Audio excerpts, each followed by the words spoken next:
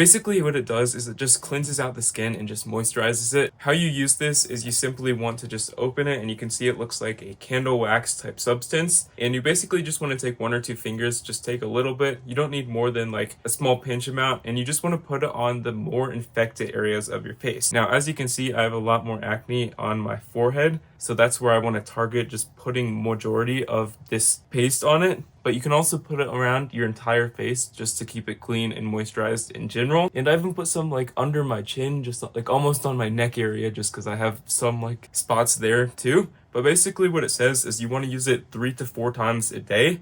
Ideally, like when you wake up, at lunch, just a random time in the afternoon, and before you go to bed.